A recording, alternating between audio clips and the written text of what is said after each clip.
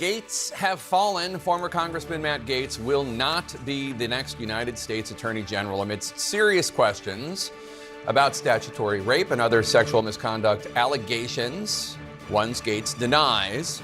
The former congressman this afternoon abruptly withdrew his name from President-elect Trump's nomination process. Gaetz tweeting, quote, "It is clear that my confirmation was unfairly becoming a distraction to the critical work of the Trump-Vance transition," unquote. Trump reacted on Truth Social, saying in part, quote, "Matt has a wonderful future, and I look forward to watching all of the great things he will do," unquote.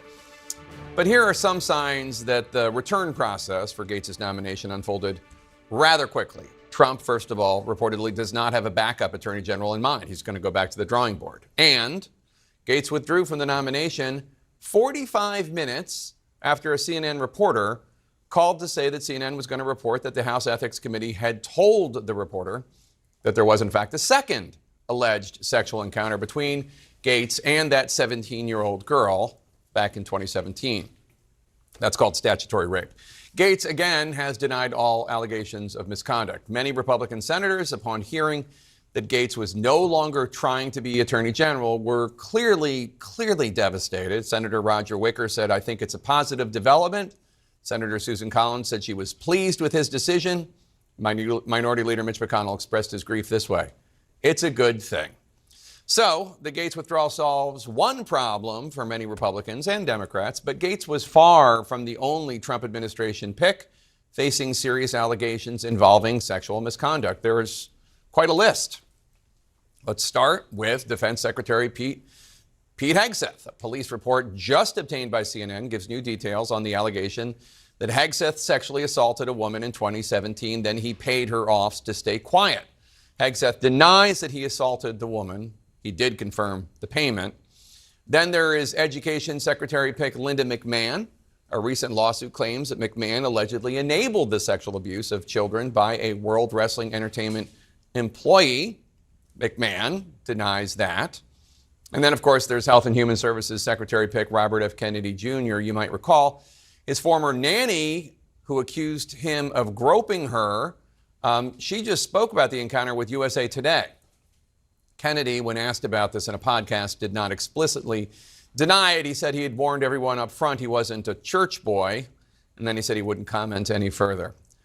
That's a lot. We're going to cover these Trump transition troubles and more this hour. CNN's Kristen Holmes is in West Palm Beach, Florida. CNN's Manu Raju is on Capitol Hill. Let's start with CNN's Paula Reid. And Paula, you were the CNN reporter I was referring to. You had exclusive reporting on the House Ethics Committee's investigation of Gaetz. And right as you were breaking that news, Gaetz withdrew his name. Tell us about the timing of that and what you learned in your exclusive reporting.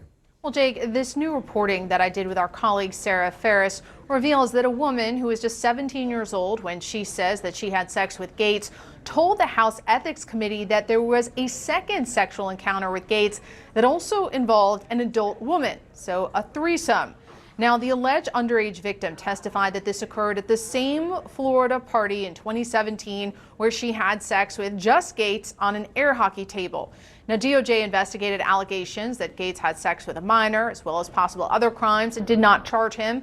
The adult woman here has also denied that she had sex with a minor. But the reason this is so significant, Jake, is because this is an example of the kind of evidence that the House Ethics Committee has gathered that is not yet public. Just the other day, one of the lawmakers on Capitol Hill waved away one of our colleagues pressing about the ethics report, saying, "You already know what's in it. You've already reported all of it." Well, let me tell you, Jake, I have covered these allegations for 4 years, and this is the first that I am learning that the underage victim, the alleged victim, that she has said that they had sex twice. And this is an example of what could potentially be in that ethics report. Earlier today around 11:30, we reached out to Gaetz' team. I spoke with them around 11:45, revealed the reporting that we were going to do at 12:30. We were waiting for a statement, for a reaction, and instead, about a minute before we went live, it was revealed that he was withdrawing his nomination for Attorney General.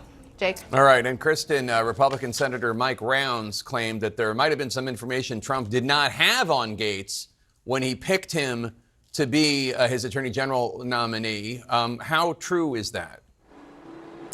Well, it's certainly true that Trump allies were having conversations about this ethics report and what was actually in it. There were concerns that there was going to be more information coming out than they previously thought, and that it was only going to hurt Gaetz' chances. They were told, essentially, after he left his meetings on Capitol Hill yesterday, that there were a lot of hard no's. Now, that combined with the fact that they believe there was more information in this ethics report led them to believe that it was unlikely that Gaetz could get confirmed. I was also told by sources close to Gaetz as well as Trump that there were concerns that there were witnesses who spoke to the committee that they didn't previously know about, which would lead to additional information. Now, Jake, just a reminder of how Matt Gaetz ended up with this nomination. He was not part of the traditional vetting the rest of the team was. And by team, I mean the short list of people who were up for Attorney General.